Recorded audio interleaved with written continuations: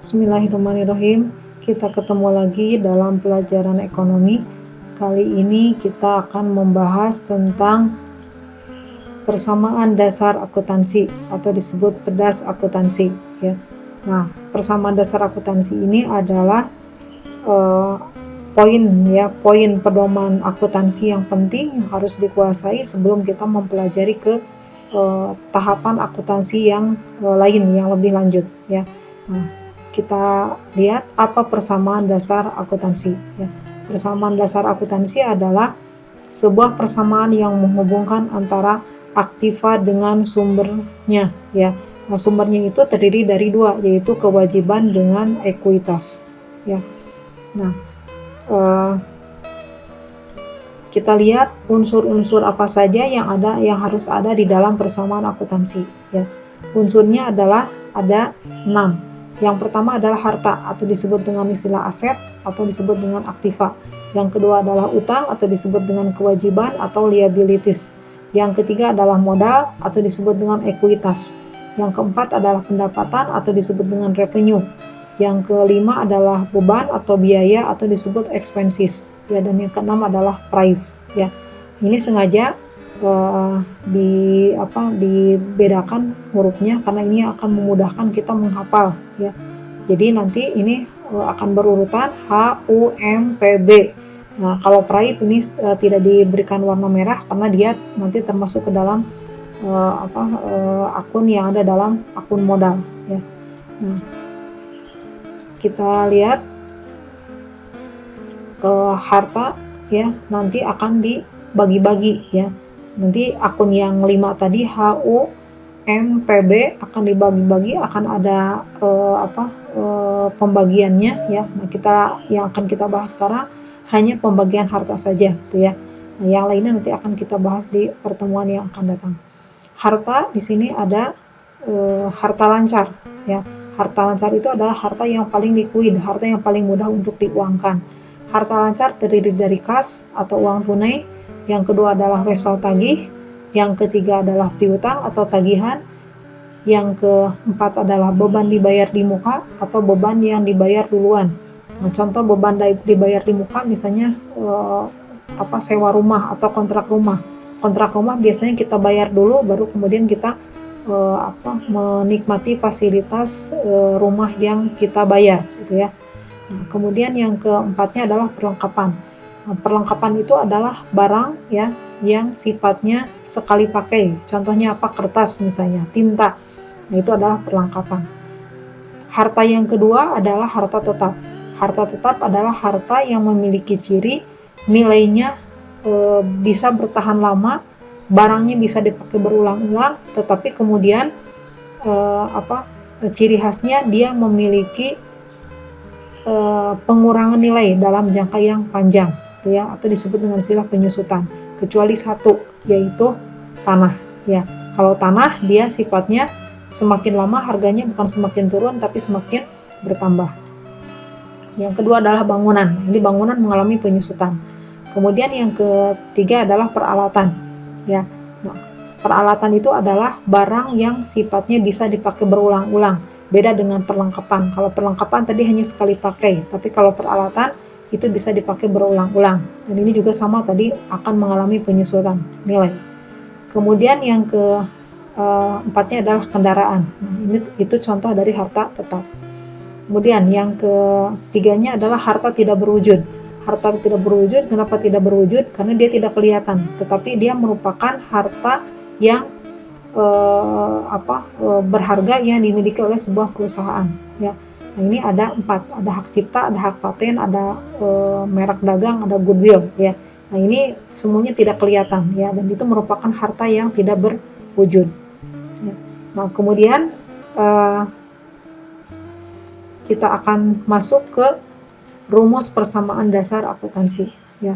Nah, rumusnya adalah harta sama dengan utang tambah modal, atau tadi H sama dengan U sama dengan U ditambah M. Itu untuk memudahkannya, H sama dengan U ditambah M.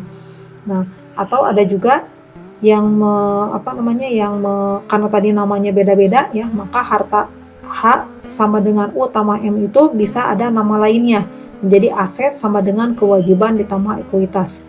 Atau nama lainnya aset sama dengan liabilitas ditambah ekuitas. Atau nama lainnya menjadi aktiva sama dengan pasiva ya. Jadi liabilitas ditambah ekuitas itu nanti menjadi pasiva ya. Nah, ciri khasnya kalau aktiva ada di sebelah kiri, pasiva ada di sebelah kanan ya. Nah, ini disatukan menjadi pasiva namanya. Nah, sebelum kita ke soal nanti, kita harus bisa menganalisis dulu transaksi yang terjadi ya.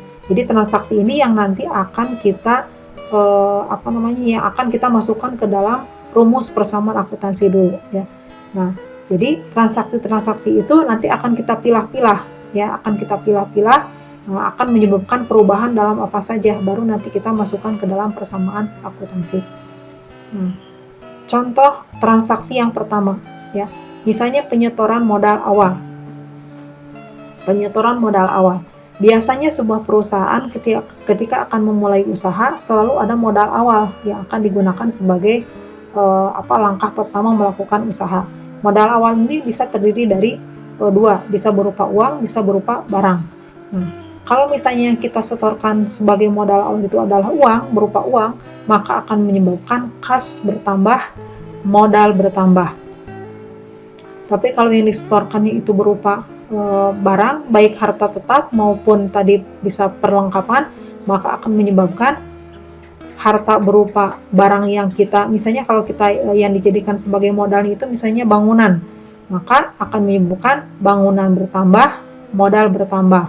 Kalau yang digunakan sebagai modal awalnya adalah kendaraan, maka akan menyebabkan kendaraan bertambah, modal bertambah, gitu ya. Jadi nanti di soal lihat dulu yang jadikan sebagai modal awal itu apa gitu ya, apa uang, apa bangunan, apa kendaraan gitu ya, maka itu yang akan bertambah. Tapi kalau modalnya tetap bertambah ya. Yang kedua, pembelian harta secara tunai ya.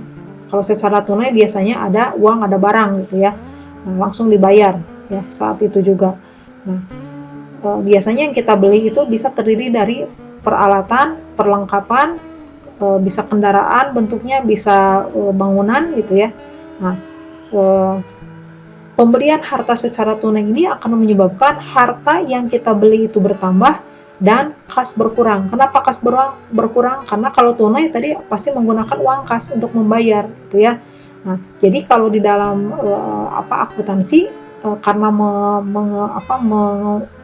menganut sistem pembukuan berpasangan, maka setiap transaksi akan menyebabkan akibat yang lain. Ada sebab, ada akibat gitu ya. Nah, karena kita membeli kendaraan, maka akan menyebabkan kita menjadi memiliki kendaraan, tapi kemudian di sisi lain uang kita berkurang gitu ya. Nah, itu contohnya. Ya. Kemudian yang ketiga adalah pembelian harta tapi dengan cara kredit. Kalau dengan cara kredit berarti kita tidak menggunakan uang ya. Nah, ini akan berakibat pada harta berupa barang yang kita beli bertambah ya. Kemudian di sisi lain kita juga menjadi punya utang. Misalnya dibeli mobil, mobilnya kita bawa, kita menjadi punya mobil, tapi di sisi lain kita menjadi punya utang kepada pihak lain gitu ya. Nah, nanti lebih lanjut kita ini kan di soal ya.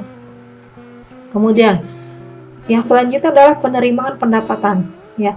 Penerimaan pendapatan, misalnya kita menjadi tukang jahit ya, setelah menyelesaikan jahitannya, maka kemudian pelanggan akan membayar jasa jahitan kepada kita. Nah, itu akan menyebabkan kas kita menjadi bertambah ya, dan modal kita menjadi bertambah. Dari mana modal bertambah? Dari kas yang kita peroleh gitu ya.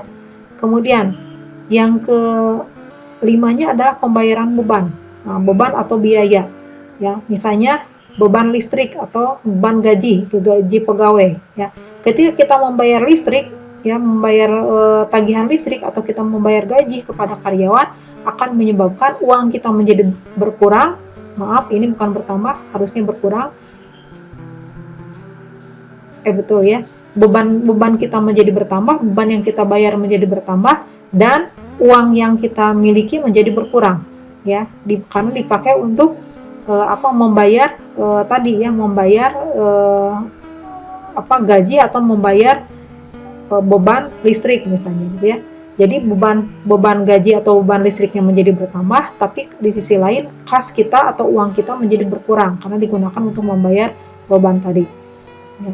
Kemudian yang selanjutnya adalah pembayaran utang, ya. Nah, pembayaran utang kepada pihak lain. Nah, kalau kita memiliki utang kemudian kita bayar, maka akan menyebabkan ya kas kita berkurang, tapi di sisi lain utang kita juga menjadi berkurang, ya. Nah, itu pembayaran utang. Kemudian transaksi selanjutnya, ya, pembayaran piutang. Ada orang lain yang membayar tagihan kepada kita, ya. Membayar tagihan kepada kita akan menyebabkan uang kita menjadi bertambah, ya, karena orang lain membayar kepada kita, tapi di sisi lain piutang atau tagihan kita menjadi berkurang kepada pihak lain, ya. Selanjutnya adalah pengambilan praib. Nah, apa itu praib, ya? Praib itu adalah Praib itu adalah pengambilan harta perusahaan untuk keperluan pribadi, ya, untuk keperluan pribadi dari pemilik perusahaan, ya. Contohnya, pemilik perusahaan mengambil uang perusahaan untuk membayar iuran sekolah anaknya, gitu ya. Nah, itu praib misalnya. Nah, pengambilan praib berupa uang itu akan menyebabkan ya harta berkurang. Kalau yang diambilnya uang, maka kas yang akan berkurang. Tapi kalau yang diambilnya misalnya peralatan, ya digunakan untuk kepentingan pribadinya, maka harta berupa barang yang kita ambil akan berkurang, ya. Dan di sisi lain modal juga akan berkurang karena diambil untuk untuk keperluan pribadinya, ya. Nah, itu ya contoh tadi analisis transaksi, ya. Kita akan terapkan analisis transaksi itu ke dalam soal, ya. Misalnya yang pertama, ya, pada tanggal 1 Juni Nona Meli melakukan penyetoran modal perusahaan, ya, berupa uang sebesar Rp500.000, ya. Jadi Nona Meli menyetorkan uang sebesar Rp500.000 sebagai modal awal. Nah, ini tadi masuk berarti ke rumus yang pertama, ke analisis yang pertama. Di analisis yang pertama tadi disebutkan kalau disetorkan modal akan menyebabkan kas bertambah, ya, sebesar 500.000, kemudian modal juga akan bertambah sebesar 500.000.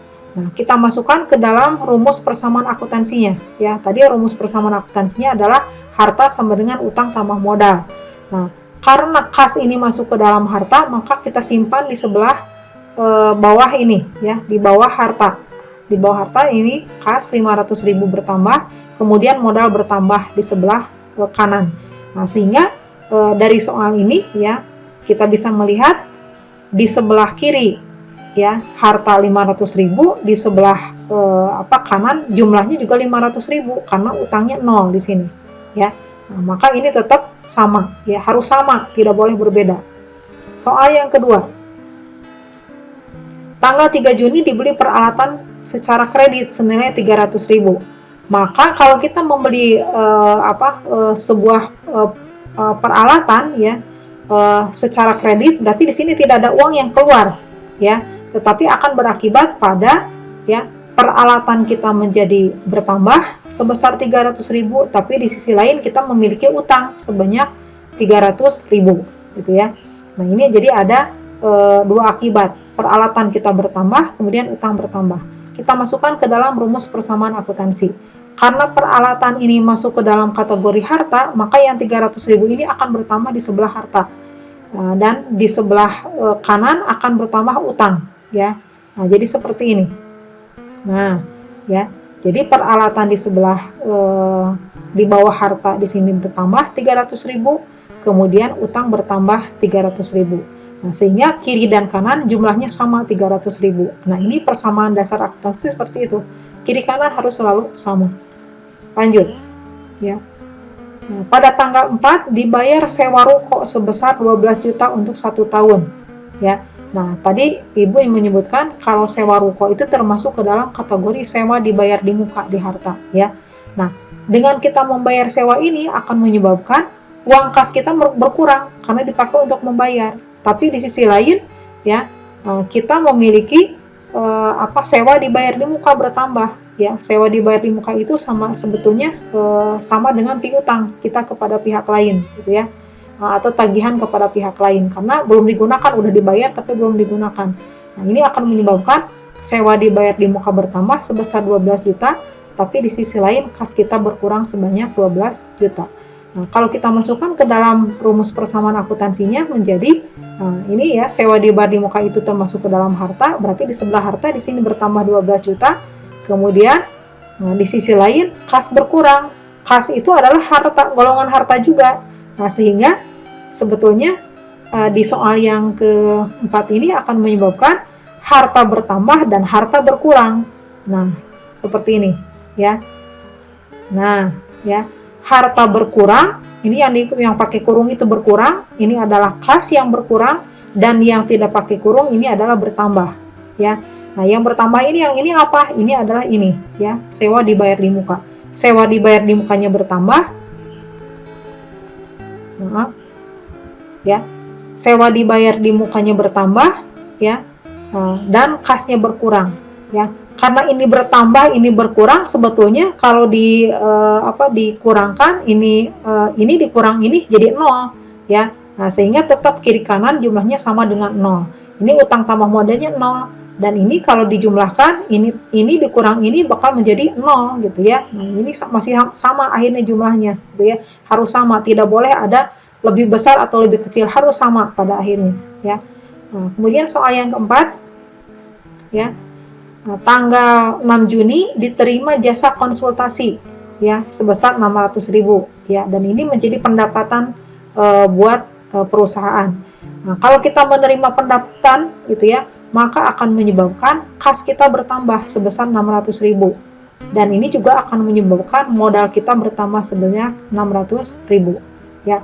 Maka kalau kita masukkan ke dalam persamaan ini, ya, nah ini kasnya akan bertambah di sini 600.000 dan modal bertambah 600.000, sehingga ini kiri dan kanan jumlahnya masih tetap, ya, sama 600, ini 600, ini masih sama, ya, sama dan harus sama, gitu ya.